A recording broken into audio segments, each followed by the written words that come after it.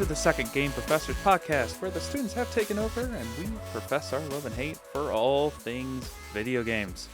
We'd love to thank everyone for tuning in, and hopefully we can catch our breath a little as we move into the routine of our weekly edutainment show. I would love to thank Heru for the effort he put in to help get us off the ground and running. Aw, thanks, Plague. Well, we originally planned to have our first episode, or rather what we refer to as courses in keeping with the theme, on September 24th. However, we weren't quite ready for reasons. And at that point, we had already gathered roughly 2 weeks of game-related stuff to talk about. Yeah, we ended up condensing about 3 weeks of information by the time we were ready to record. And we also ended up with some other issues, as we had a problem with background noise when we went to record, because the free service that we have, Clean Feed, which has been pretty good, didn't actually have a noise gate on it. So we ended up looking for like a third-party solution of some kind, and eventually we managed to find one. At that point, we were like 2 hours later than we were intending on actually recording, and we both quickly downloaded that and got it up and running, and it works great, which is awesome. But yeah, considering kind of what happened, we were just a little stressed out and trying to kind of get through all the content that we had. I had a whole outline for the podcast with section breakdowns and intros for all of them, and we kind of just ended up foregoing and skipping all of that, just trying to survive that first episode that we had bursting with information. And so we ended up moving a bunch of that information to this week, and there's even some of it that we might have to move to next week as well. yeah, agreed. I think there was something like half of the amount of content that we wanted last week that just didn't get put in because it was just going to be too long of a podcast. And even now, like, we have a bunch of like AI generated content as like placeholder for our accounts, for like the profile pictures and the banners and stuff like that, just to get started. But I know an artist personally who is planning on doing art for us when she manages to find the time. So hopefully that artwork will look professional and official, and it'll just look amazing. And I know that Plague is also working on getting someone to create some music for the intro and outro. As you heard, we had some little bit of intro music there, but it's not going to be the official sound. No, and we'll see what he ends up creating, but he also did actually help me find this, so I'm not sure where we're gonna go from here, but I'll talk to him about that. He's a great dude. I actually work with the guy, and his nickname is The Stallion, and maybe we'll talk about why he has that nickname at some point in the future. But we really kind of, as we explore and evolve with this show and this podcast, kind of develop more and kind of give you a more complete experience. At some point, I'm going to need to hear the story of the Stallion. Yeah, well, it's a great story as to why he has that nickname. It's nothing crazy. It's just a fun one. So I'm sure it'll come up at some point. Maybe we can even have him on. He's a great dude with AV tech. So, but let's get into the podcast, and we'll actually talk about some of those segments that I mentioned earlier. So we're going to get into the lecture lowdown. And as you can tell last week, and as we've already kind of discussed, we have a bit of an education theme, though it's definitely more infotainment. I already said edutainment, definitely more on the entertainment side. And that's a story we can kind of get into next week, as how we actually decided on that. But as we introduce our segments for the first time, we'll kind of give you a better rundown of what each is. And for the most part, we'll be starting with Lecture Lowdown every week, as the purpose of this segment is to kind of give everyone a breakdown of what to expect in this course, aka episodes. And then we'll touch on some of the quicker pieces of gaming news and announcements for the previous week before we get into some of more in-depth discussions. Heru, what's in store for this week's course? So this week we're going to be looking at the Xbox brand very critically as we focus on some of the more recent Game Pass changes. And we also have some interesting esports announcements and some maybe not so interesting esports announcements. But namely, League of Legends Worlds is starting up here relatively soon, and a bit of interesting news out of India. Then, if we happen to have some time at the end there is going to be an interesting bit of news about a major tech partnership that would be very interesting to discuss. However, this week's releases start with Battlefield 6. It actually launches in 2 days, so October 10th for those listening in the future. And it's bringing in a more modernized Warzone, and it's coming to PC, PlayStation 5, and Xbox Series X and S. And it looks to be returning to form as it revives the classic 4-class system and fully destructible environments. I love fully destructible environments. Oh, absolutely. But also, they destroy graphics cards. As well as it's actually bringing back a single-player campaign that's set in the year of 2027 with a fractured NATO versus private military company conflict. And I know for a fact that Plague is incredibly excited for this one. Oh, absolutely.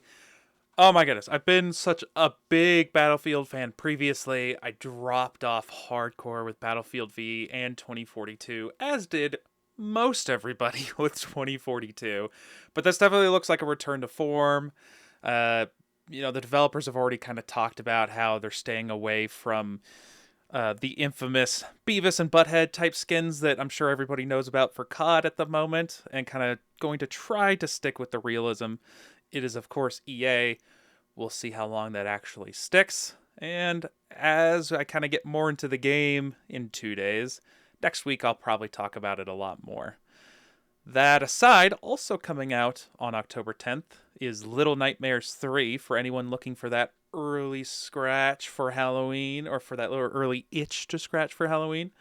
It's a co-op horror adventure where 2 kids explore a creepy world called Nowhere, solving puzzles and avoiding monsters. The game will be available on all platforms, and I've actually seen some of this, even though I'm not really aware of 1 and 2, and it actually looks like a little bit of fun. So anyone out there looking for a good co-op horror game for Halloween, definitely go check that one out. Having seen our artist friend run both Little Nightmares 1 and 2, I can say they are very interesting. Not my cup of tea. I'm not a horror fan, and there is some jump scares in there. Don't care about them. But overall, the quality of game is there. Obviously, otherwise it wouldn't have been able to make up the funding to create a third one. I mean, that's a fair point. Now, 6 days after that, on October 16th, Pokemon Legends ZA is bringing in a fresh chapter to the Pokemon series, just in time for the fall game releases. Some highlights for Pokemon Legends ZA is you get to explore an all-new real-time battle system in Lumio City. Sounds vaguely familiar, which is featuring mega evolutions and action gameplay that lets players dodge, attack, and interact in real time. I don't know about you. I have no interest in fighting a Pokemon as a human. What? You don't want to fight essential gods as a human? Why wouldn't you want to do that? Do I have guns? I mean, you have a tiny device that captures gods. I don't see the problem here. The starting Pokemon, because that's the thing that everybody cares about, is going to be Chikorita, Tepig, or Totodile. I think we've seen Chikorita and Totodile as previous starters before. I don't think we've seen Tepig. I mean, I know I'm not a huge Pokemon fan, so this could easily be something that I just haven't come across. But I definitely haven't heard of it myself. If this is something that's been in previous Pokemons in the past, go please send us an email. Let us know that we don't play enough Pokemon, and tell us which series it first was introduced. Yeah, that'd be awesome. This game is also introducing brand new Pokemon. Obviously, what game doesn't? Brand new evolutions and dynamic city-based puzzles that is supposed to set it apart from earlier entries. So hopefully it actually lives up. Yeah, I'm sure there's a bunch of people still looking forward to that. Also, something that we missed last week, as I think it actually came out the day we recorded last week, a recent patch for the PC version of Stellar Blade 1.4.1, which adds 3 new epilogues at 0 additional cost, because there are still awesome developers that exist.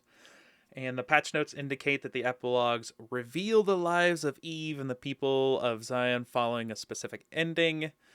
The main issue that players are running into is a design decision that only allows for a single save file for the main game progression, and the game uses an auto select feature and does not provide any sort of chapter select, and like we said, one main save file. How are we still doing this? I don't understand. I don't know, man. They get kudos and awesome points for putting out For sure. extra content for free. But I mean, look, Nier Automata exists. Like, Right. there's plenty of examples that exist. Either give me multiple save slots or give me a chapter select, or ideally both, but at least one of them. Yeah, I mean, Monster Hunter has 3 save slots. I've never used more than one in any of the 6 games that I've played of Monster Hunter, but it's still there. Yeah. Well, and especially if you're going to start adding something that gives multiple different endings, give me the ability to have multiple saves so that I can go experience all of these without necessarily having to go back through the whole thing. Agreed. All right. Well, outside from that, other developer doing awesome things. Claire Obscure Expedition 33 will receive a thank you update, quote end quote, in response to the game reaching 5 million copies sold. The new playable environment will feature fresh enemy encounters and surprises, extra late game bosses, and an end game challenge, new costumes for every party member, expanded language support, and creative director Guillaume is how I'm going to choose to pronounce that. Again, if I'm wrong, feel free to let us know. We, quote, we hope the update we're working on will act as a thank you for those fans, or to those fans for their support, end quote. So again, kudo points for awesome developers doing cool things for their fans. Indeed. Like I said last week, Claire Obscure, honestly an amazing game. However, on the flip side of not so awesome things, World of Warcraft Midnight's Collector's Edition was officially released on October 1st. We are totally not expecting this, guys. I'm so hyped. No, I think I've heard something about this before. I can't put my finger on where, though. Me neither. Definitely not a specific gaming news article place. Nah. No, Anyways. or a brand new podcast or something. I don't know. Real talk, though, I am actually pretty excited for Midnight. Having seen a lot of the changes, following up with the alpha and listening to all the content creators that I pay attention to, as WoW is basically my third job. I mean, that's what I always say. Yeah, I know. However, with the collector's edition, there are a few caveats which are kind of dumb. So there is a 3-day early access to Midnight, which is available for any epic or collector level pre-orders. But your access may be impacted by shipping dates and subject to change. So theoretically, if you don't receive your collector's edition soon enough to be able to enjoy the 3-day early access, you just lose that perceived value entirely. And I don't understand how this is a problem. Just send out codes, Blizzard. Man, I don't understand why this seems like lost technology. It's just a code. Yeah, I thoroughly agree. And World of Warcraft being an MMO, having an in-game world that people are effectively living in, there are a ton of digital items that you get right away with the pre-order of any of the other versions, right? Obviously scaling up based on version. But for the collector's edition, you can't actually use any of those digital items in the game because you don't have the code to be able to, put them on your account until you get the collector's edition. So there's a solution, and it directly states this solution on the collector's edition like product page. Hit me with it. If you buy Midnight on the battle.net shop and then redeem a collector's edition code later on, you will automatically be credited the cost of your original digital purchase in BattleNet balance. Not back to your credit card, balance. What? And it continues to talk about some random box upgrade stuff, which I don't know who's buying freaking boxes nowadays that aren't collector's editions specifically. But so this could just all be solved by code. I don't understand. Just send me an email with the code the second that I purchase it, right? Or the day before 3-day early access, right? Sure. Whatever. Yeah, something automated. Yeah, exactly. Right? Now, so because it's only available for the Epic and Collector's editions for 3-day early access, if you want to guarantee your ability to play in that 3-day early access, which is a feature I despise, by the way, you have to give money to Blizzard twice.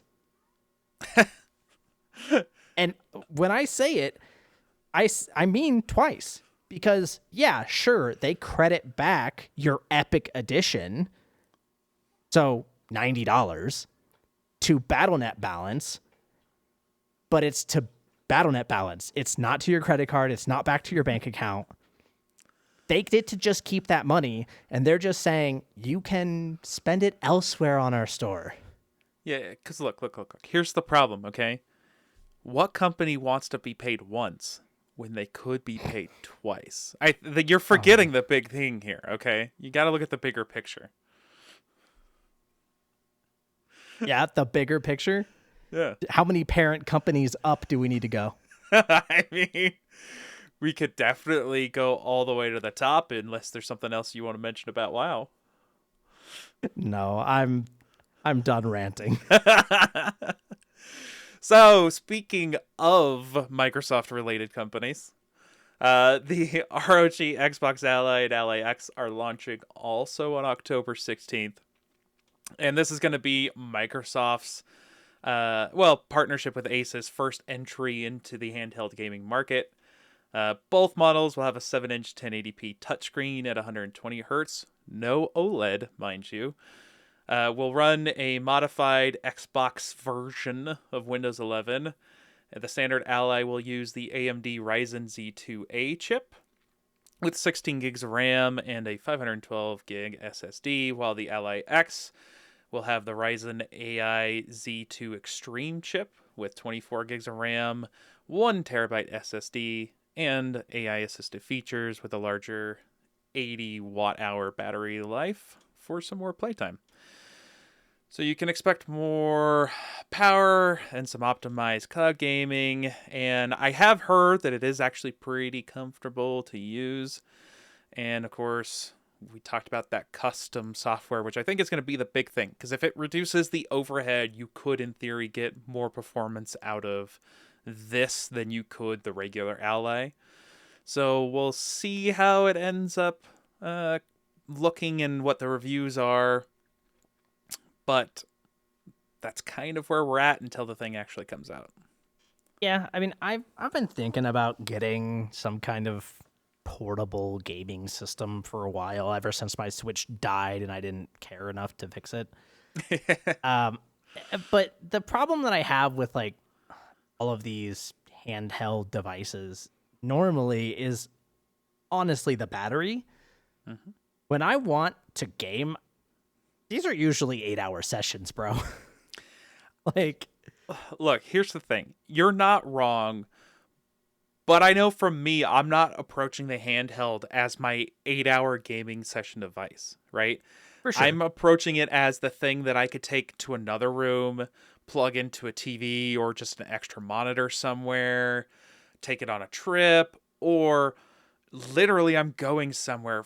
Dude, I have to renew my driver's license this year. Like having Oh, this to just jeez. sit at the fucking DMV and kill time would be great. And again, like I have so many indie games in my Steam library, and everything that they've shown off and everything that's been written about it indicates that you can use third-party PC applications like Steam and Epic Games Launcher. Hmm, So if that's the case, I mean, I'd much rather have this than a Switch if I get access to my Steam library. I mean, we that's fair. all have a crazy backlog of games that are definitely old and will run perfectly fine on a handheld. You're So, not wrong.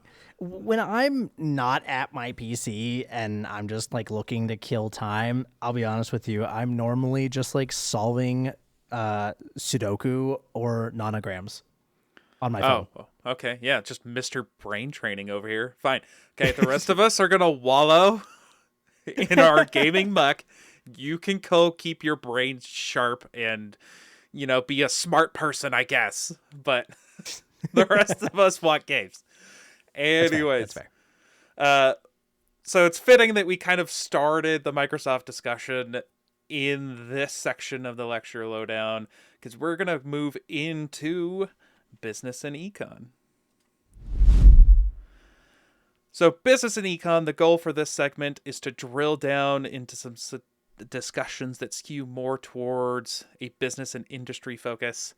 I can definitely say that neither of us have any sort of official background for these types of discussions, but they are fun to have, and they're also a fertile landscape for interesting things as we speculate about the industry. Especially for two extremely opinionated people. No, I'm And not that. mhm, sure.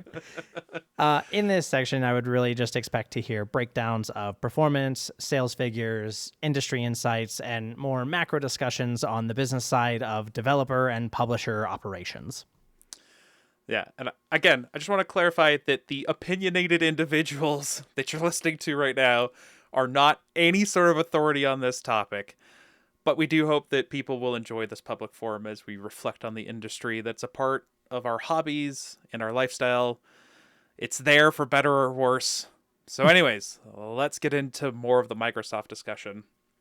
An interesting development came out the day we recorded last week. Again, you're seeing a pattern here. There's been a few of those.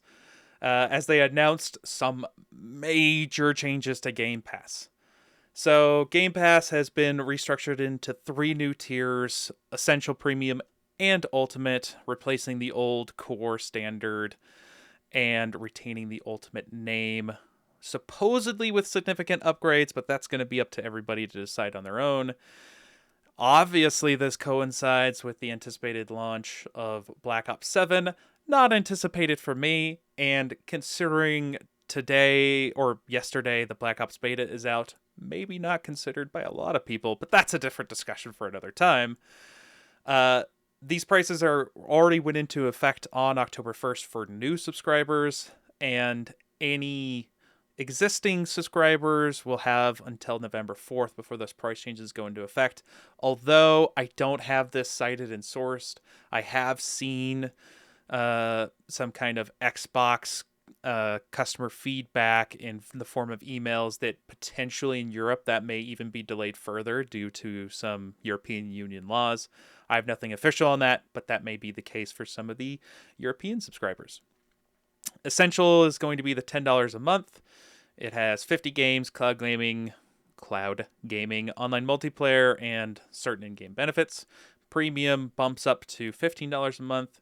Access to 200 games, Xbox published titles within a year of launch, excluding Call of Duty. You'll see a pattern there. cloud gaming, and other in-game benefits. And then from $15 a month, that price doubles for Ultimate to $30.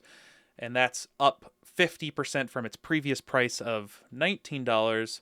That has, quote, 75 day one releases annually. And it'll include Fortnite Crew starting November 18th in Ubisoft Plus Classics, EA Play, and 1440p cloud streaming with, quote-unquote, expanded rewards. For anyone that doesn't know, Fortnite Crew basically is Battle Pass, V-Bucks, exclusive cosmetics, and Ubisoft Plus Classics includes like Assassin's Creed 4, Black Flag, Prince of Persia, and some of their other games. We already talked about Europe, maybe a little different. Ultimate is going to be £23 in the UK and €27 for the rest of Europe. Yeah, well, Can I just stop and say, it's ridiculous to me that Assassin's Creed Black Flag is now considered a classic. Look, me personally, it's not a classic because it's just the last Assassin's Creed they made. There's no Assassin's Creed after Assassin's Creed Black Flag. They just stopped making them for some weird reason. So, it's just the last one they made. No, yeah, obviously Black Flag is old. Look, I played the original Assassin's Creed games as they came out. I love them. They have a special place in my heart, but I will always say that just enjoyment-wise, Black Flag was the best. You know what? We might have to have a segment where we talk about old games because I could just go on about my Black Flag experience. I love that game, dude. I to this day, when I'm doing busy work at my job, I will put on sea shanties just to have something going on in the background. And it's all because of Black Flag, dude. I'm telling you, I love that game. Anyways, some smaller pieces of that announcement. PC Game Pass goes up to $16.50 a month. That used to be $12. Also has Ubisoft Classics, but no cloud gaming. All tiers will now include rewards with Xbox, and I'm pretty sure that's a shift from a previous bonus that they had, but don't quote me on that. You can earn in the different tiers accordingly $25, $50, and $100 of redeemable points and Xbox gift cards, sweepstake entries, etc., etc. Well, even charitable donations. That's at least something nice. There's no family plan currently available, although there has been testing with it. And Xbox Cloud Streaming officially exited beta and is now available across all consoles and quote-unquote PC inclusive tiers. However, interesting enough, a few days after this announcement, The Verge reported on a supposed plan that exists for a free ad tier supported Xbox Cloud Gaming.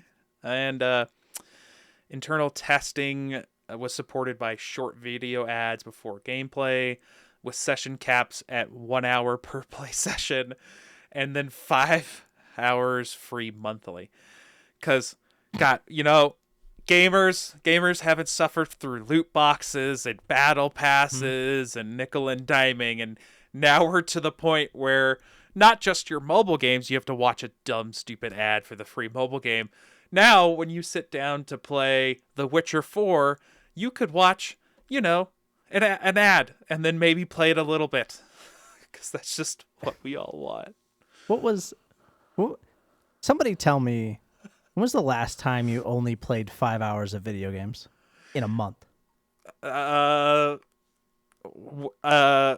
Even when I went to Japan. That doesn't count because I only went to Japan for 2 weeks. So I definitely played more than 5 hours before or after. So right. I don't know, long time. Definitely a long time. I was probably 8 or 9. Yeah, you're not wrong. Honestly, I started playing WoW when I was 10. Oh yeah. I mean, yeah, dude, you've been working for a long time. Yep. Yeah, I don't know, man. Like, look, I'm not against having this kind of free... inherently, I'm not against having a free ad-supported tier. There's plenty of people that could use something like this, that can't afford what we can. I recognize it. It's good to have. My concern, just like with everything else that's infected the gaming industry, is that this becomes more of a problem as we go along. And regular purchase games that you don't even own anymore now suddenly will have actual ads in them that I'm forced to experience. This is Hmm. just my concern. Well, and my thought process on it is if you want to play an Xbox game, and like this is your only option, where'd you get the $100 controller from? I mean, people can buy used controllers. There's plenty of like worn out You're not stuff wrong, on Marketplace, but and it's mostly a jab at the fact that controllers are $100 now. that's true. They are. I mean, everything's ridiculous. I Uh mean, huh. we don't. I only briefly mention it further down in the article and all the content that we have, but Xbox prices went up $80 to $100, and you're Hmm. buying a 5-year-old console. It's ridiculous, kind of where we are at for pricing for gaming stuff now. Right, and this is off the back of COVID, where every major game company doubled or tripled their profits Yeah, that 100%. I year. mean, they were making a lot of money. Yeah. And I mean, the other thing though is that why, right? Why did they up this price? And why did they feel justified? Or did they just not feel justified at all and they were just like, we can do it and you can't do anything about it? Uh, I so we have some numbers to get into Oh, good. as to why, because Microsoft slash Xbox is definitely feeling the pinch when it's coming to money and profits. Obviously, uh, I'm not saying that they can't afford to have some lower margins, but at the moment it looks like there are no margins. It's just straight up in the red. Uh, but to finish the Xbox Cloud portion of it, the plans are apparently in the Xbox Insider program to launch at the end of Q1 2026. So we'll see that later on. Uh, Interestingly enough, uh, users actually play more titles on Xbox in an average month compared to all the other platforms. You're looking at 8.5 unique titles per month on Xbox, as opposed to PlayStation's 7.2, Nintendo's 5.8, and I don't know if I have it on here. Yeah, and PC slash Steam at 6.4 titles a month as well. However, as we just talked about, Xbox has Game Pass. If you had free access to, or even a really cheap access to a platform where you could play any games you want, they only cost that monthly fee, you're going to naturally play a lot of titles. I mean, are you more likely to watch more new movies and a variety of movies if you have Netflix as opposed to having to buy the actual Blu-rays? Yeah, you're going to watch a lot more titles. So, I've seen kind of articles tout this stat, and I think it's ridiculous to tout that as, oh, look at how many games Xbox players are actually playing. I agree. That is kind of a ridiculous stat to be touting. Now, I will say it is interesting that Nintendo is so low, given the fact that they do have like a classics type of thing where you can bounce around to a bunch of the old titles, but it's nothing current, right? True. But the fact that PlayStation is so close to Xbox, that number should be doubled or tripled.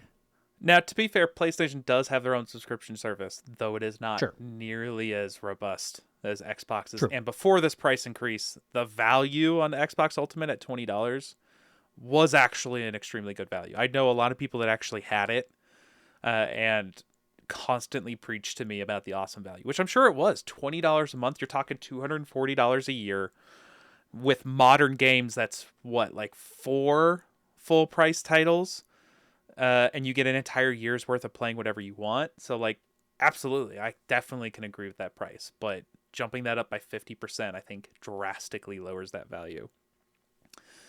Uh, I just personally think that they're going to have some issues with this. I mean, because you look like, especially when you talk about like exclusives that Xbox has versus PlayStation and Nintendo, where you're talking about a lot more exclusives that are, RPG based or more narrative based stuff. So you get these longer experiences. And because of that, even though Xbox players play more games, PC players actually play the most amount of hours, I think, per month at 12.7. Steam is close by in second place at 11.9. And then Xbox, even though people play the most titles per month, are all the way down at 7.7. And keep in mind, they're playing 8.5 unique titles per month.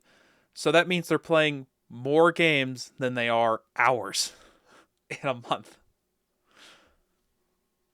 Yeah. But Here's the thing, right? yeah. Is that I think it would be really, really difficult for Microsoft to lose money on this ultimate price bump, right? They're increasing the price by 50%. If they don't lose more than 25% of the ultimate customers, they easily make a profit. Well, it's funny you say that. They make more money. Sorry, not Yeah. profit. Okay. Yeah, change equal profit, but yeah. Yeah. No, I mean, you are right. They're bumping up the cost of Ultimate, so take Ultimate subscribers and take that money multiplied by 50%, and that's the amount of extra revenue you're bringing in. Mm-hmm. But the problem is that, there's costs to having day one games, which is the Ultimate Edition, right? Ultimate Edition has those day one releases. Yep. And the problem here is that the numbers show from Black Ops 6 that the day one release on Ultimate actually ended up costing them about $300 million in lost revenue.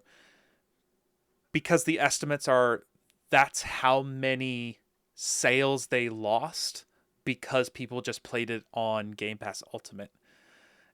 And just to kind of give you an idea of how they would have had to offset that.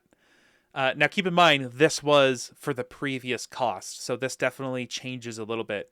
But to offset that $300 million loss, Microsoft would have had to add 15 million new Game Pass, specifically Ultimate subscribers for 1 month, or 1.25 million subscribers over an entire year to offset that cost.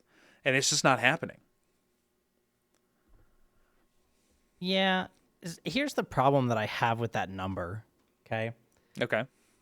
So, yeah, you claim 300 million people, not million people, $300 million in game sales. Well, not me. This is from Bloomberg. Yeah, I know. Yeah. But like that's the claim. Yeah. How many of those people are still playing today? Yeah. How many of those people stopped playing 5 days in? How many of those people stopped playing 10 days in? How many of them would have never touched it, never played Black Ops 6 if they didn't have Game Pass? Because they're including all of those people, right? They're including monthly active users. I say monthly active users because that's what Activision Blizzard and now Microsoft have used. They have used that term over and over and over and over again in all of their revenue reports. Yeah. I mean, so to get that number breakdown, they do it a couple different ways, but one of the things is they're looking at a portion of the new users for Ultimate that immediately played Black Ops 6, and then comparing that to losses, and then coming up with a percentage, and then obviously the full price cost of a Black Ops game being $70. So that's how they get to that 300 million. But even if you want to reduce that price down, you're still talking about a amount of subscribers that is still not even attainable, even if you reduce that down a bit. Mm-hmm. They can't make up that number. I mean, you're talking 82% of all full price Black Ops sales happened on PlayStation. And just tiny percentage of those physical copies happen on Xbox, and so if because it's overall Call of Duty sales, right? Because Mhm. Microsoft owns Activision, so any sort of sales that are going to Ultimate as opposed to Black Ops 6 physical copies, it's just a straight $50 write off, right? Unless they're continuing their subscription, Yeah. which now with the Game Pass increase is probably definitely going to give them a hit. Oh yeah, like almost guaranteed. But I guess my kind of point in that is Call of Duty Black Ops 6 still on Game Pass? I don't know. I'm pretty sure certain tiers it is, yes. Okay.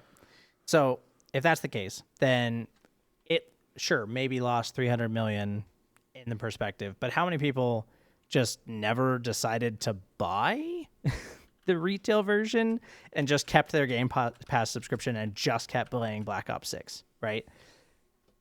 Because every time that monthly subscription hits, that's money that they're making back that one $70 retail price would have never purchased, all right? They would have never gotten it. Yeah. So 3 months in at the $20, right? You're at $60. 4 months in, you've now beaten it, assuming you've managed to keep that one person. Yeah, you're 100% not wrong. But the problem is the subscriber numbers aren't increasing enough to make that happen. Right. They're just not. So no matter which way you slice it, at least on the Xbox side of it, slash the Activision side of it, they are still losing out on money. They're not growing at a fast enough rate to offset the people that are playing it on day one Ultimate. And again, this is for Black Ops 6. We don't obviously have any numbers for Black Ops 7 coming up here. Yeah, absolutely. But I don't know. I think a large part of that reason is because people don't want to keep paying to play the same game, No, right? absolutely not. And most gamers, not all, of course, but I feel like most gamers tend to get bored of a single game nowadays, right? Oh yeah, Unless it's like yeah. World of Warcraft or one of those like big, constantly updated style games, right? Or Just something you're throw a playing a couple long time with friends, that type of thing. exactly, right? But if you're just playing Call of Duty Black Ops 6 and that's your main game, right? Call of Duty is your main game. Why would you ever buy it on or like use it on Game Pass? Why Yeah. wouldn't you just buy the retail version? Which is, I think, Well, but exactly here's the the problem. thing. Why buy the retail version for a game that comes out yearly?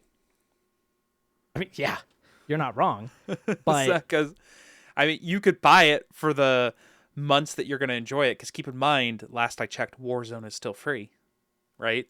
true. So you could buy it for the few months that you and your friends are into it, playing zombies, playing the regular multiplayer, all that. Drop it. And if for some reason your friends decide they want to get back into it or you want to get back into it, then just pick it up again. Because the issue is it comes out yearly. So there's a very short time frame that you need to actually have that subscription to get a good chunk of the entertainment out of it before the next version comes out. True. Yeah, I guess that's the other thing, right? If you're only going to play the game for a month and you know you're only going to play it for a month, you spend the $30, what was $20, to play the new released game and then just move on with your life. You're not Cancel your wrong. subscription and keep going. People do that with Netflix all the time. Oh yeah. Well, Right? I actually just recently canceled my Netflix subscription. But like a new show comes out, which is why they started doing weekly releases, which I mean, whatever. But like a new show comes out, they wait for it to be complete. Then someone tells them, hey, it's complete. They resubscribe for 1 month, they binge watch the whole thing and cancel. Yeah, I definitely subscribe to watch a single show and not find it elsewhere. That's exactly what I do. But I get your point. There are a lot of people that do that. Right. And keep in mind, though, too, that you and I play a lot more games than the majority of people out there, too. Oh, for sure. So, if you're talking about someone who's not going to put in the same amount of hours, at least previously when it was $20, still a pretty good deal. But they went all. I mean, here's the thing: they've definitely already received the backlash for this price increase. I don't know if you saw, but Microsoft's Game Pass cancellation website actually crashed due to the overwhelming amount of people trying to cancel as soon as this announcement was made. That's hilarious. Yeah. I don't think I've seen, at least in recent memory, a quote unquote cancellation web portal actually crash due to that many people Yeah. trying to cancel at once. I mean, the Google searches for cancel Game Pass jumped up and reached all-time highs. Some people even reported that it was taking over 30 minutes on the cancellation page for it to just load. Jeez.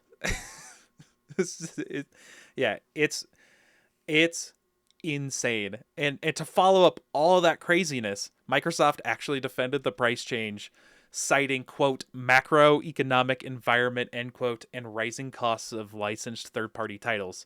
Phil Spencer, the man, actually said, quote, Game Pass remains an incredible value, enabling more players to experience top AAA games from day one, end quote.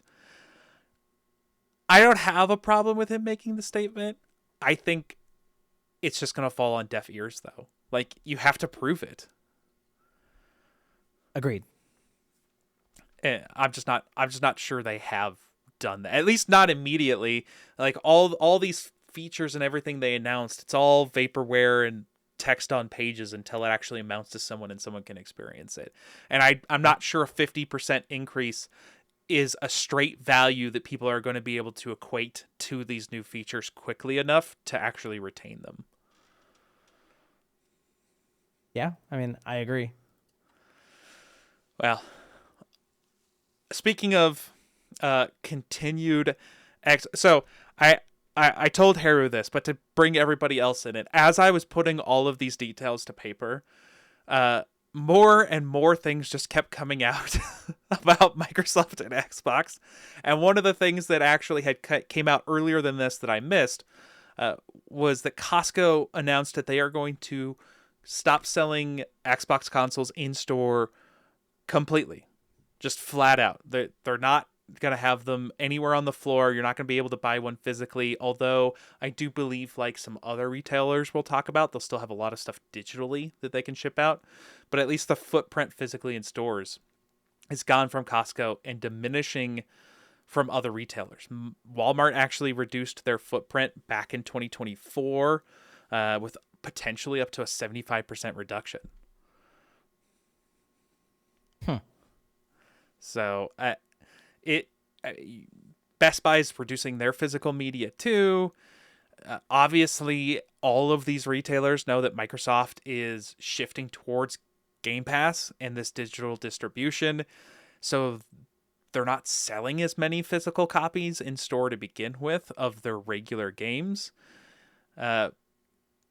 The physical software sales statistics in the UK, Xbox accounted for just 11% of physical game sales in 2022 versus 48% for Nintendo and 40% for PlayStation.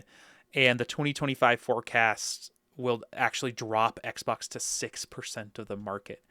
In the US, physical Xbox software sales trailed Nintendo and Sony and are projected to decline by 13% by the end of 2025.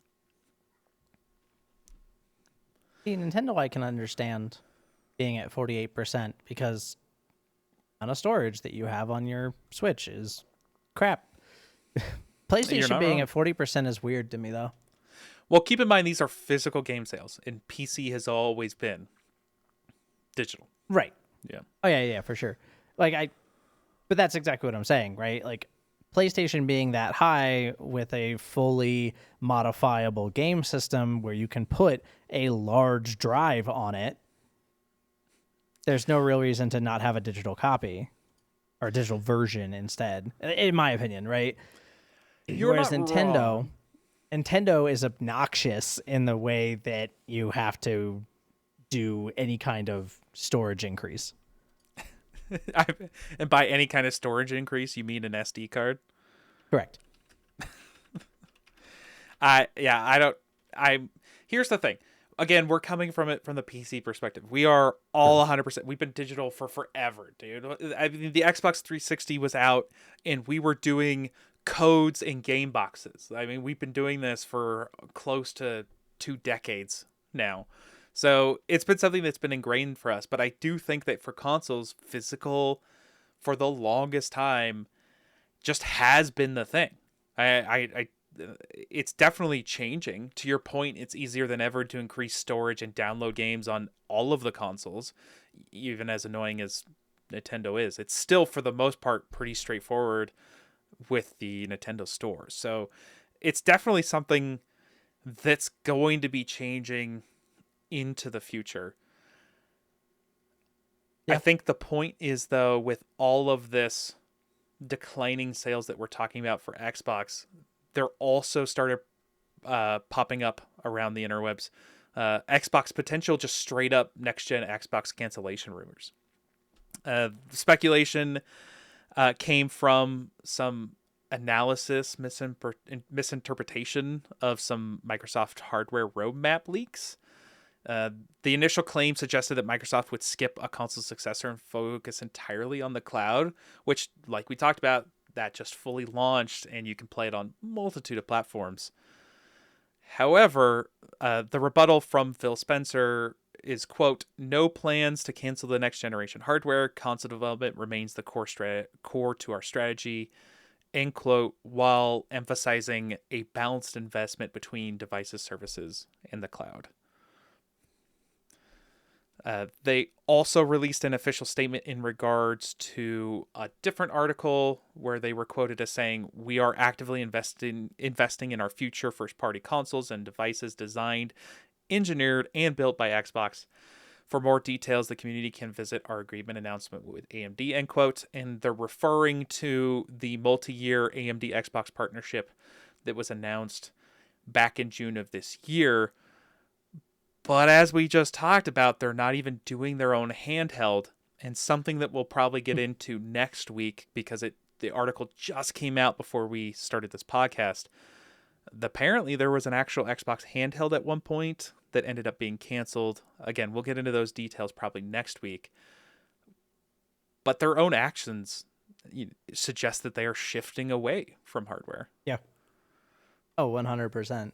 Well, and I mean, even for PlayStation, Nintendo, Xbox, all of them, every single one of their consoles has been released at a loss, right? That's at how least it's initially, been. yeah. Yeah, exactly. That's how it's been for probably a decade or more. And then first-party titles ultimately start bringing back some of that money. But now, as gamers, we're unaccepting of console exclusives, or any exclusives for that matter. We expect more of these publishers nowadays. And I think that's part of the reason that they are shifting away from physical consoles. Oh, for sure. I 100% agree with you on that. It's just the way that the industry has been going for years. I just think it's ramping up for sure. Mm-hmm. Let's get on to some final thoughts here, because I know that Microsoft, it's done a lot of things, especially, the purchasing of Activision Blizzard King, or ABK, as I'll probably refer to it from here on out, because that's way too long of a title. Keeping kind of all of those previous price changes in mind, on October 3rd, Lena Khan, which was the former FTC chair, who straight up said, "You guys should not allow Microsoft to purchase Activision Blizzard King," was now quoted to say Microsoft's acquisition of Activision has been followed by significant price hikes and layoffs, harming both gamers and developers. As we've seen across sectors, increasing market consolidation and increasing prices often go hand in hand. As dominant firms become too big to care, they can make things worse for their customers without having to worry about the consequences. End quote. Which is exactly what I said. They can increase this ultimate price hike, right, by Yep. 50%. And as long as they don't lose 50% of their ultimate subscribers, they will make more money. I mean, if the website cancellation crashes, then they can't.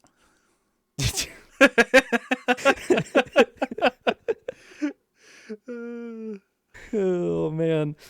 We'll get into more like industry numbers and stuff another week, but the I told you so seems kind of valid in my opinion from all the thousands of layoffs that Microsoft has had in the last few years. Oh yeah, I know there are some big numbers that you wanted to get into. We just don't have time this week, but I think there's going to be some interesting times to actually go over this more in depth because there have been quite a few layoffs around the industry. Nothing quite as large as what's happened with Microsoft. So there is definitely some valid concerns here. And I would absolutely agree from the consumer perspective. And I'm sure the thousands of employees that have lost their employment would 100% agree with that.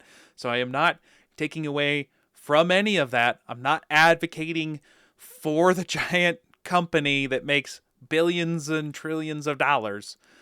I am going to say, though, my hot take is that they might actually be ahead of the game by moving to digital. NVIDIA has the hardware model where they create the chips and the design specs and then hand that off to others who build all of their GPUs, right? I don't see why, as we move into a digital age, that Microsoft at least couldn't find a way to be competitive in a similar space where they create the custom gaming software. Most of our games run on versions of Windows. And if they create a really streamlined general Xbox software that they can, offer to these third-party hardware creators that can be preloaded onto their own versions of the console, that's easier for like a at least a little bit of a standard for developers to build for. I don't see why they couldn't move into a different position in the gaming marketplace that would be more advantageous than anything Sega did back in the day. I can't wait to play Xbox on my Amazon Fire Stick. I mean, with cloud gaming, that could actually be a thing, right? Like a lot of this stuff you're supposed to be able to do on your phone. So it 100% could be a thing.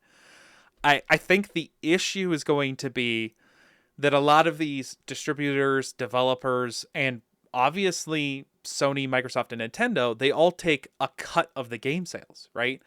So if Microsoft is losing that percent cut on the game sales, obviously they have GamePass, and that's where they're counting on making their money.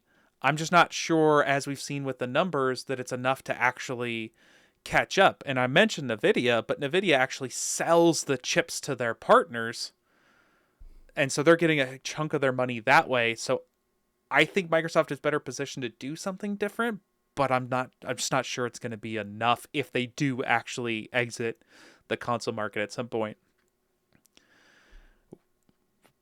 Which they're kind of forcing their own hand because they're doing terribly. So True. But we'll see what the future holds. Any last thoughts on Microsoft or Xbox before we move on? No, one day though, I need to get into the full title of World of Warcraft that a lot of us WoW gamers meme about, but that's another episode for sure. All right, you fit it in wherever you think it's appropriate, and I'm sure we'll have a good time with it. Well, we're ending that in-depth discussion, and we are going to, because of time, go on to the last segment that we have for today, Gym Class. So we actually added this segment late into our planning. It's just not something we considered, but we thought it would be fun to have. Yeah, it should be pretty self-explanatory, but it's pretty much just anything related to competitive gaming. news that's about tournaments, esports, or even things like a new world record or speed run. Like I can go on and on about random peak speed runs, for example. Yeah, you're not wrong. But I also have some things interesting to share about League of Legends, the Pro Series, and Worlds in general. Oh, absolutely. And I think most people can appreciate the industry evolving to be a more recognizable competitive sport on the world stage. And along those lines, I'd like to get into our next topic before we go into your worlds discussion, as you're definitely going to be taking the lead on that one. So, October 1st of last week, India actually announced a new promotion and regulation of Online Gaming Act 22 and 25, which is the actual title, which bans all online, quote, money games, end quote, nationwide. And money gaming in this context refers to online games where players wager real money or stakes, with the exception of winning monetary or material rewards. The act bans anything that's regardless of skill or chance, and the goal is to kind of curb gambling addiction, financial fraud, and associated societal issues. The law created a regulatory body and imposes strict penalties for illegal online money gaming, end quote, activities, with those facilitating such things facing criminal prosecution. Although free to play games without any sort of monetary stakes are still exempt. It promotes esports and social games. This act describes esports games as multiplayer, skill-based competitions governed by clear rules, where outcomes depend solely on factors like physical dexterity, mental agility, strategic thinking, basically anything that's, not chance-based or monetary-based. It'll cover titles included as part of organized tournaments or recognized esports events, and they may allow entry fees and prize money, provided that there's no element of betting or wagering. It officially recognizes esports as a legitimate competitive sport under the National Sports Governance Act, giving it the same status as traditional sports. It establishes a national esports authority to regulate, register, and oversee those events, ensuring compliance and standards, sets up training academies, which I find really interesting, and we'll get into that in a second, research centers, technology hubs for players and development, and industry advancement, launches incentive schemes, awareness programs, dedicated policies to boost India's presence on the global esports stage, and facilitate safe and regulated growth. And before you get into Riot, I just want to say, I find this super interesting. I don't know if anyone remembers this, but I'm definitely a little older. I remember Rocket Jump, i.e. Freddie Wong, did a whole YouTube series that had some decent production called Video Game High School. And I read this, and that's all I can picture is a legitimate, actual, included in academic universities and other places where it's official esports teams. They are recognized as the same as cricket in India and any other major sports, which I kind of am a little gobsmacked at. I can't believe that a country has gone full in on this. Honestly, I agree. I know that here in the United States, we do have a couple of colleges here and there that have like collegiate level League of Legends teams, Overwatch teams, things like that, right? But I mean, I don't know what the rest of the world looks like. I know that South Korea just absolutely demolishes almost every single strategy-based game they've ever touched. So I imagine that they're training these kids from 5 years old, to be honest with you, with how good they are. You're not wrong. And a lot of these, like Korea, and I know quite a few Scandinavian countries, because they've been so competitive on the CS scene, actually recognize players as legitimate legitimate competitors, so they'll get actual tax breaks and government support for travels to go to events. So there are definitely places around the world that kind of recognize at least certain games as esports, but I'm not sure any country that I know of. And if anybody out there knows of any country, please send us the information. I'd love to take a look at it and maybe discuss it on the next course. But I don't know of any country that's just gone full in on this, because the way that I read this and look at this seems like a completely nationally supported program for esports. Yeah, I thoroughly agree. Can I go But- into Riot now? Yeah, go into Riot. All right. So, and the complete flip side of India, trying to curb gambling addiction, Riot Games, the same year, granted it was back in June, but I just had to bring this up because it was so relevant, actually opened up the ability for their esports teams to take on sponsorships from companies that are primarily betting companies, like I think it's like Game King, Draft King, those kinds of things. And their whole stance on this is basically, it's already gonna happen. Might as well try and do it somewhat responsibly. I legitimately wonder, because we just talked about that stuff being banned in India. If there is an event in India, are the sponsors allowed to be displayed? That's a great question. Right? Like, and if the sponsors can't be displayed, then do the teams get the money? Right. Like, or are they, because they have these sponsors and potentially it's banned in India, are they not allowed to go to India? If an Indian team goes to one of these events and it's streamed, can they stream that to India? I think that's an interesting question to ask. I personally hate having all these gambling and betting sponsorships. I know you're not a hockey fan, but one of the biggest things that I hated that was changed in hockey was when they opened up and allowed the gambling commercials and sponsorships, because it's it's the majority of commercials you see now. Yep. When you're watching, Because they have all the money. I know they have all the money, but it's just awful. I don't want to be the bleeding heart guy, but imagine having a gambling problem and now one of the things you can't do is just watch sports. Yeah. Because gambling is constantly being shoved into your eyeballs. Yeah, I thoroughly agree. Now, granted, you could technically make the same argument for alcohol addiction. Like how many beer,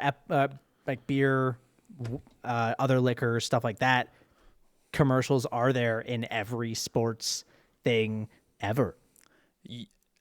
A, you're not wrong. I do think that argument has merit. B, I think one of the main differences here is from your couch, you can make bets. From your couch, you can't immediately get new alcohol. True, unless it's already in your fridge. Well, yeah, but if It's you not have new, I a know. drinking problem and the alcohol is in your fridge, the commercial wasn't the last thing that sent you over. Okay, is what I'm saying.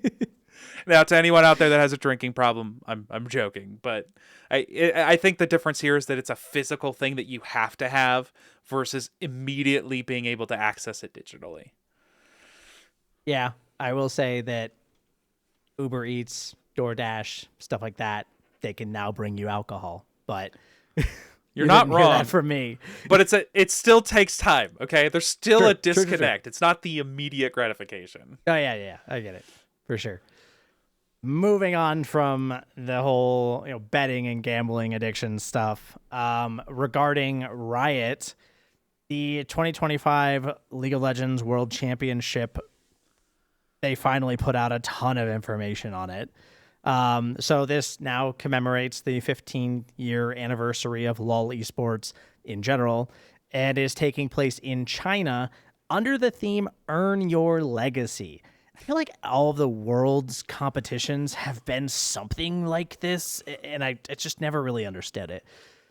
I guess I do, but like, they've already earned the legacy. They're already in professional. They've already gone to worlds. Hey, man, it's an the epic legacy's motto, okay?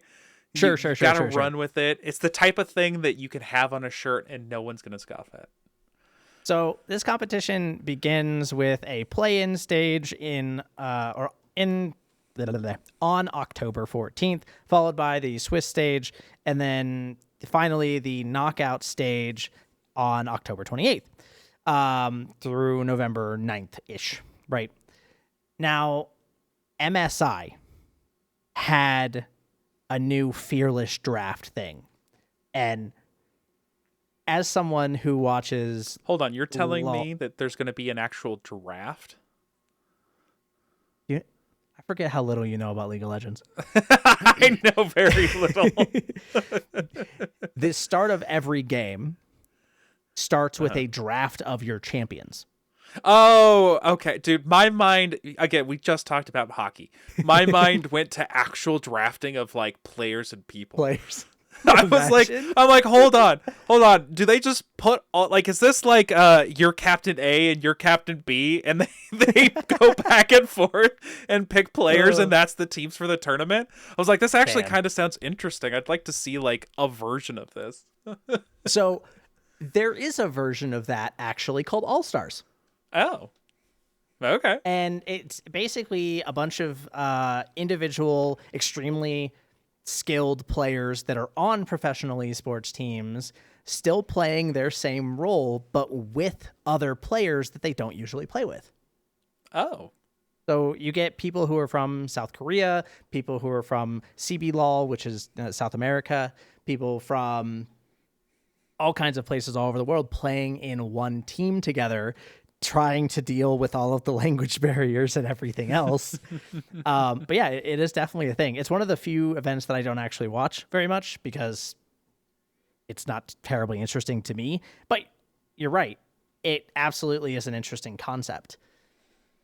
But anyways, so MSI had this thing called Fearless Draft. And basically, to explain Fearless Draft really quick, once you have picked a champion for a game, it is now banned for the remainder of that series, best of 5, best of 3 series, whichever one they happen to be doing based on which stage of the competition they are in. So a one and done.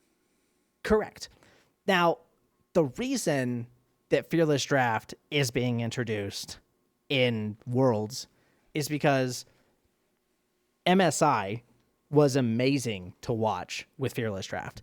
Getting to the 5th game, or as we like to call it as LOL esports fans, Silver Scrapes, which also is the name of a song.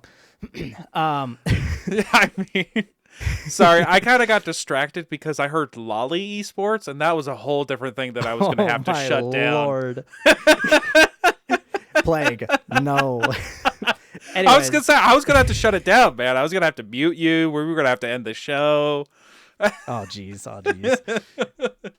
Anyways, so Fearless Draft was so amazing to watch on MSI because getting to the 5th and final game of a best of 5 series was just, you're like, what are they going to play? They've played all of their champions. They still have 5 bans because like every round or every game, you also ban champions, right? Yeah. So you can kind of like, one of the things is that you could just not have any like really targeted bans on game 1, expecting to either lose game 1 or maybe you're just flipping a coin and praying that you're going to win. And they pick extremely overpowered champions. And you're like, well, congratulations. Now I have 4 games to bring it back.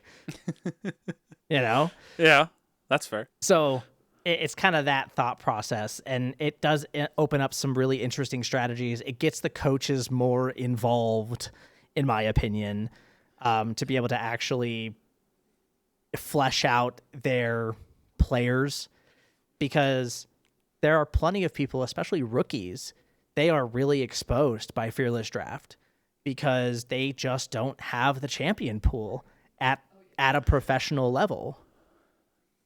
Right? They just don't know how to play 4, 5, 6 champions to be able to compete with these all-stars like Faker, Palafox, people like that who, as you can tell, I'm a mid-main if anybody's actually knows knows League of Legends because I only mentioned 2 mid laners. But like it exposes those rookies who haven't been there for very long and really promotes just opening up your champion pool and learning multiple things so you can't get banned out and just completely wrecked. Right? I mean, from an outside perspective, what it really sounds like it's doing at its core, because you mentioned champion pool, what it really sounds like it's doing is breaking down the meta, right? Every game has a meta. It will always exist. Gamers will find the best thing and the best way to use it and just hone into that, that's just a way of the world. What this sounds like is a really interesting way without just taking that thing away or without rebalancing the game itself to force people off of the meta. True. And they shift the meta all the time. They are constantly doing balance adjustments where they nerf champions, buff other champions, nerf items that happens to nerf a champion completely, so on and so forth. Yeah. But that's usually between tournaments, right? Generally, yes. Yeah. So this sounds like an in-tournament way, an ability to force them off the meta. Obviously, they'll be able to do it kind of like once, right? But this is just an in-tournament way to be like, you can't use the meta all the time. True. You're not wrong. Which I think is very interesting. That actually is attractive to me. I think that's a cool way of doing it. Imagine Rocket League. You've picked one car. You can't pick it again. There's so many things I want to mention about that. I think it would just be interesting because you'd get to see some crazy cars. Obviously, all the high-level players know that there is, even though they're slight, there are differences that make big changes between the car models. Mm-hmm. I'm not sure it's the same differences from League of Legends characters with their abilities, but I'm not a League of Legends player, so I can't really speak to that. But I still love the idea of it. I think that would be fun to get a few games rounds deep, and then all of a sudden someone's got like, why the fuck are you using that car? Yeah, exactly. I totally agree. Because like you never see the trucks. Yeah. You never see the trucks. It's almost always that standard car or the Batmobile or whatever. Yeah, or take any FPS game, right? Like, what if the weapon itself is banned per round? My lord. Yeah. That'd be terrible. I don't know. You could do it on like a per I feel like it player could be basis. kind of I think interesting. It'd be funny. Oh yeah. I mean, 100%. well, now hold on. You kind of actually get into some Counter-Strike mechanics with this, right? True. Where Counter-Strike has the economy, so you can only afford certain weapons each round. This way, you would kind of have to pick and choose your battles. When are you going to use this weapon? Because then you don't get to use it again. So you're kind of like playing a chess game of, do we go really crappy weapons now? and forfeit it, essentially, and then the big stuff later to try to win one? It's a really interesting concept. I just imagine watching, Valorant or CSGO, and everybody's just running around with like deagles. Well, only for a round.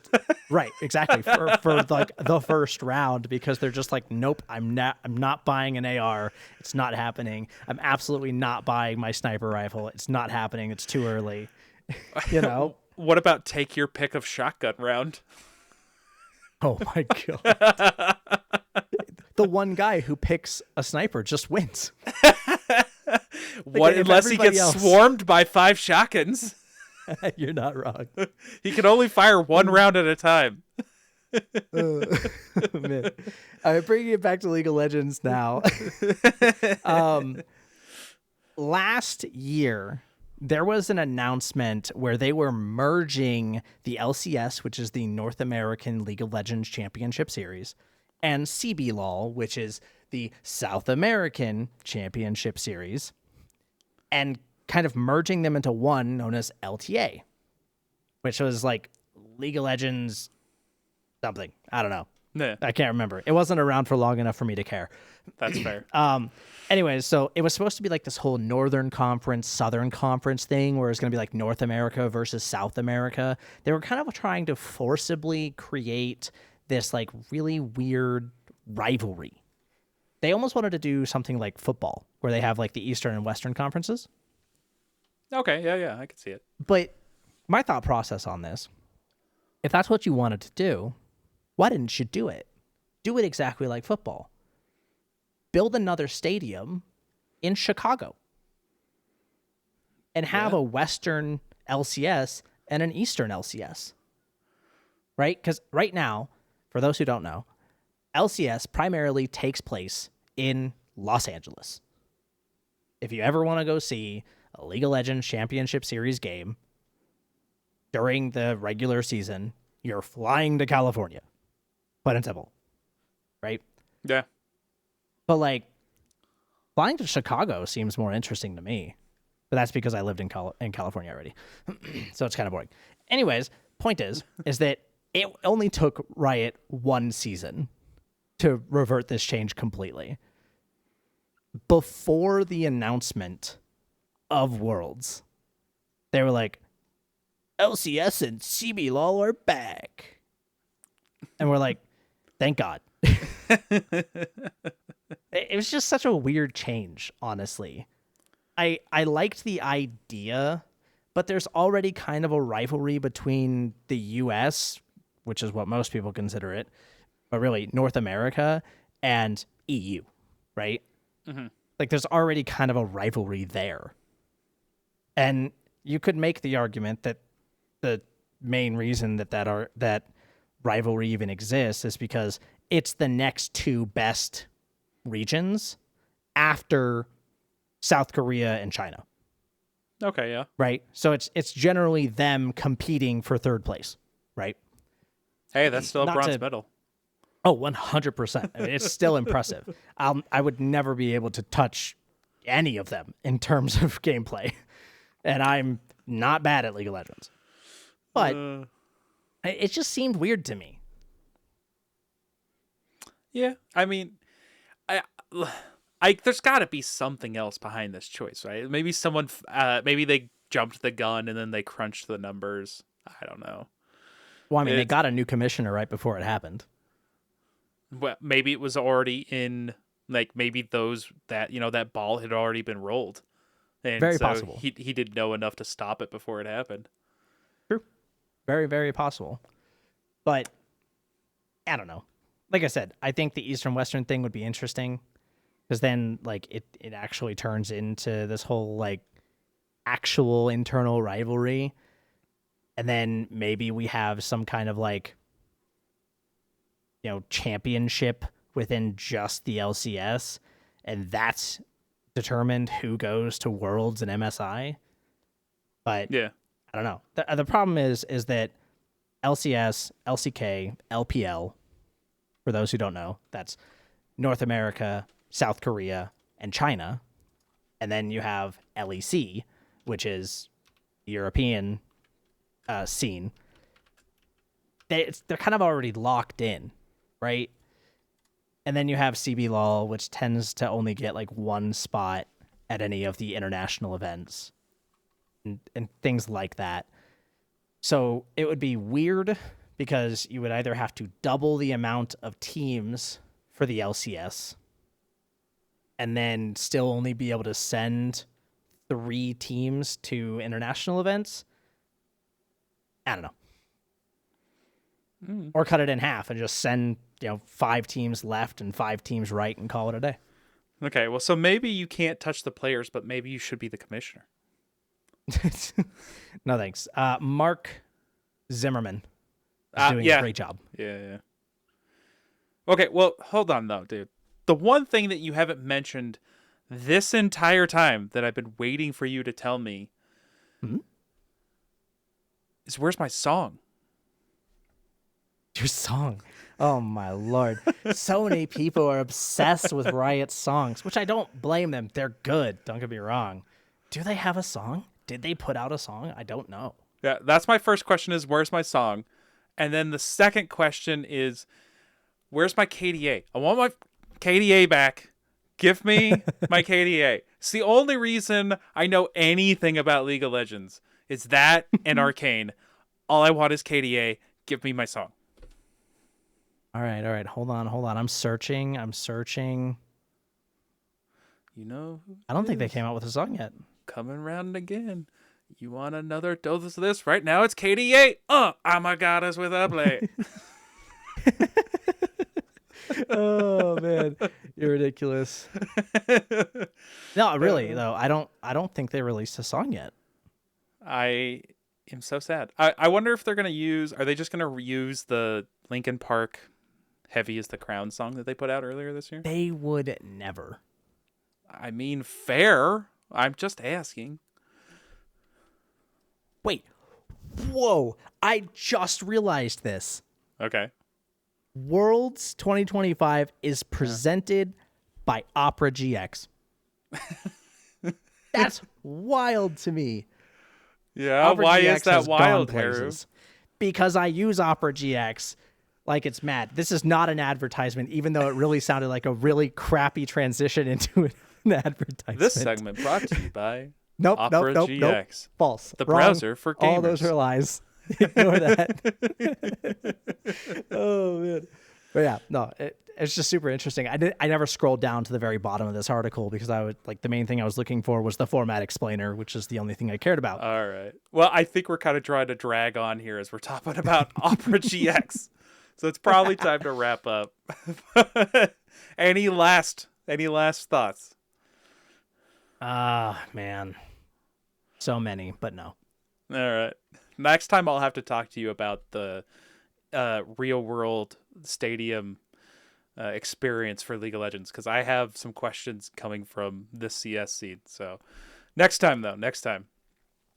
We should just go to one, honestly. Okay. Yeah. I'm not against it. I sounds like a fun time. Yeah. All right. All right, people. Close your books and pack those bags. That's all we have time for this week. We hope you enjoy your time off, and we look forward to your participation the next time. Peace. Bye-bye.